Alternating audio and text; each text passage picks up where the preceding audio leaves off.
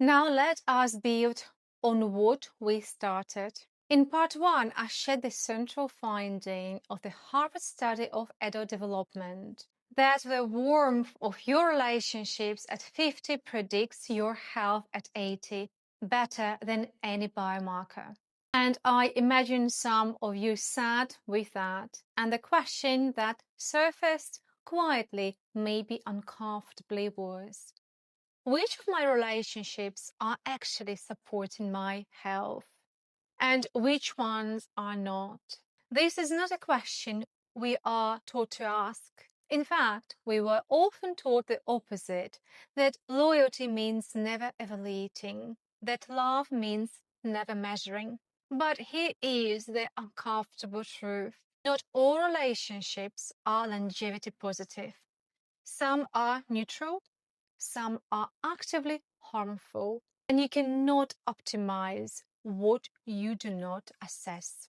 So today I'm going to walk you through a protocol, the Relationship Audit.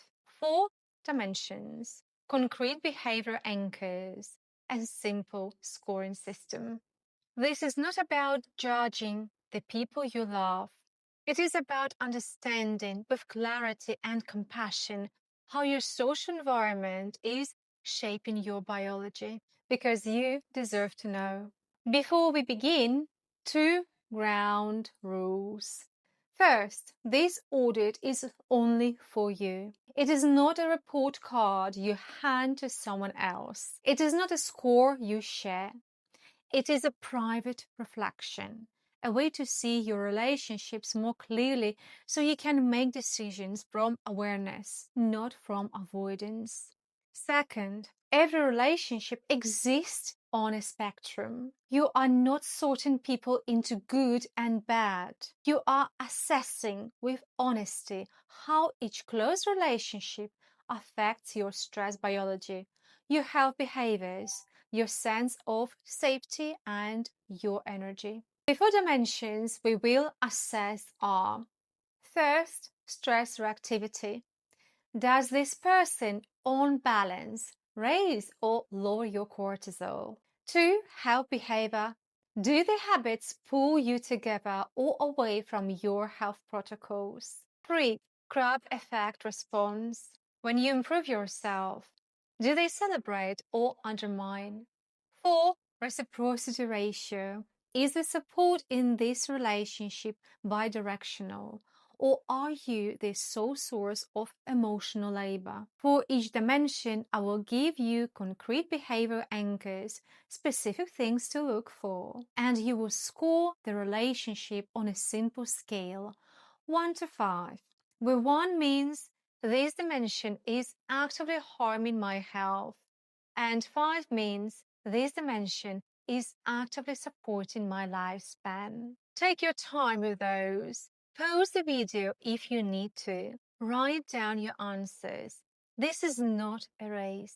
The first dimension is the most direct biological measure. Does this person rise or lower your stress? Here is how to assess it.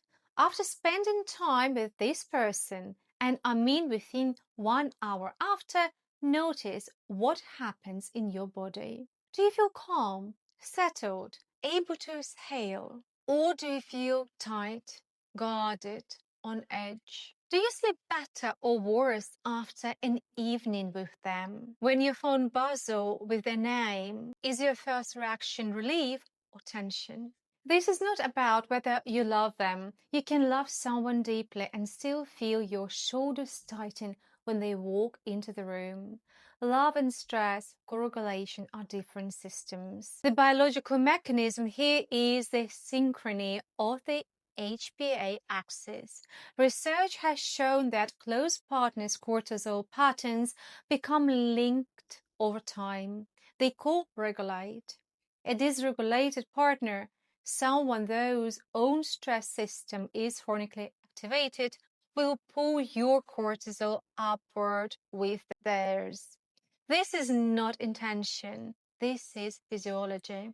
And the reverse is also true. A regulated, calm presence can bring your stress system down. So Ask yourself honestly. Score 1 to 2. After time with this person, I constantly feel drained, anxious, or emotionally exhausted. I brace myself before interactions. I sleep worse. Score 3, mixed. Sometimes calming, sometimes stressful, no clear pattern. Score 4 to 5. After time with this person, I feel more regulated. My body relaxes. I sleep better. The presence is a form of stress relief. The second dimension is about behavior contagion, the well-documented phenomenon that help behavior spread through social network. The landmark research by Nicholas Christakis and James Fowler, published in the New England Journal of Medicine, tracked over 12,000 people across 32 years in Framingham Heart Study. They found that your risk of becoming obese increases by 57% if a close friend becomes obese. Your smoking cessation is more likely if your partner quits. Your happiness, your drinking, your exercise patterns, all of those are socially contagious. This is not peer pressure in the adolescent sense. This is something subtler. When you spend time with someone, your baseline for what is normal shifts. If they eat poorly and you eat with them, poor eating becomes the shared norm. If they prioritize movement and you exercise together, movement becomes the norm. So for this dimension, ask, when you are with this person, do your health behaviors improve or decline? Do they support your protocols, your sleep schedule, your nutrition, your movement, or subtly or not subtly undermine them? Do they join you in health promoting activities, or do they pull you toward health eroding ones? Score 1 and 2. Being with this person consistently leads me away from my health goals. I eat worse, move less, sleep less, or drink more when we are together. They dismiss or mock my health efforts. Score 3. Neutral. They neither support nor undermine my health behaviors. Score 4 to 5. This person actively supports my health protocols. They might join me. They respect my boundaries around food, sleep, and movement. Being with them makes it easier, not harder, to take care of. The third dimension is about what happens when you grow. I introduced the crab effect in part 1, the tendency for social groups to pull back anyone who starts to change, because change threatens the stability of the group dynamic. For this dimension, I want you to reflect on a specific pattern. Think of a time when you made a positive change. You started a new health protocol. You set a boundary. You prioritize yourself in the way you had not before. How did this person respond? Did they celebrate you, express pride, ask questions about what you were learning, or did they become distant, make sarcastic comments, tell you that you had changed in a way that was not a compliment? Did they undermine your efforts, intentionally or not, by creating situations where your new boundaries were tested? This dimension is especially important because it reveals whether the relationship has room for your evaluation. Some relationships are built on a fixed version of you, and when you outgrow that version, the relationship resists. Score 1 to 2. When I improve myself, this person consistently undermines, dismisses, or mocks my efforts. I find myself hiding my health goals to avoid conflict. Score 3. Mixed. Sometimes supportive, sometimes resistant. I'm not fully comfortable sharing my growth with them. Score 4 to 5. This person actively celebrates my growth. They ask questions. They are curious about what I'm learning. I feel safe evolving in their presence. The 4 dimensions is about the balance of emotional labor. Every close relationship involves giving and receiving, listening and being heard, supporting and being supported. When a relationship is chronically one-directional, when one person does most of the emotional work, the confronting, the holding of space, the giver accumulates something called allostatic-load. Allostatic-load is the wear and tear on your body from chronic stress. Research on caregivers, people who provide long-term, one-directional emotional and physical support, shows significantly high allostatic load compared to non-caregivers. They have high inflammation, high cortisol, greater risk of future illness and disability. This does not mean every relationship must be perfectly 50-50 at every moment. Relationships are seasonal. Sometimes one person needs more support. That is human.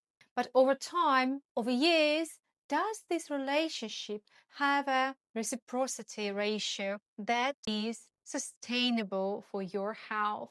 Ask yourself. When you're struggling, does this person show up for you as consistently as you show up for them? Can you be vulnerable with them? Or are you always the strong one? When you need to be held, do they have the capacity to hold you? Score 1-2. I am the primary source of emotional support in this relationship. When I need support, this is not available or is dismissed. I feel drained after interactions, not replenished. Score 3. Some reciprocity, but I carry more of the emotional weight when feels fair. Score 4 to 5. This relationship is genuinely reciprocal. We take turns. I can be vulnerable and I'm met with care. I leave interactions feeling supported, not depleted. You now have 4 scores, one for each dimension, for each close relationship you choose to audit. Add them together. You will get a number between 4 and 20. Now here is how to read that number. And this is important. 16 to 20. This relationship is actively supporting your health span. Protect it. Invest in it. These are the connections the Harvard study is talking about. 12 to 15. This relationship is generally positive, but there are specific dimensions that need attention. Perhaps they support your health but struggle with the cramp effect when you change. Perhaps they are loving but draining because of a reciprocity imbalance. Name the dimension that scored lowest and consider whether a conversation could shift it. 8 to 11. This relationship has significant tension with your well-being. It is not a lost cause, but it requires honest reflection. Is this a relationship that can grow, or it is one where growth has been consistently blocked? 4 to 7. This is the hardest category. Relationship scoring in this range is on balance, undermining your health. The Harvard data is clear. A chronically stressful, not reciprocal, growth-resistant relationship is worse for your health span than being alone. Now, please hear me carefully. I'm not telling you to end your relationships. I'm not telling you to cut people out of your life. That is a deeply personal decision that only you can make. What I'm telling you is You now have clarity. You can see with data and dimensions how each relationship is affecting the one body you get. And from clarity, you can make choices about boundaries, about conversations, about investment that honor both your love for others and your responsibility to your own health. Some of you just did something you have never done before. You looked at your closest relationships, not through the lens of obligation or history or guilt, but through the lens of your own longevity. That takes courage. Take care of your relationships. They are not separate from your health. They are your health. I will see you in my next lecture.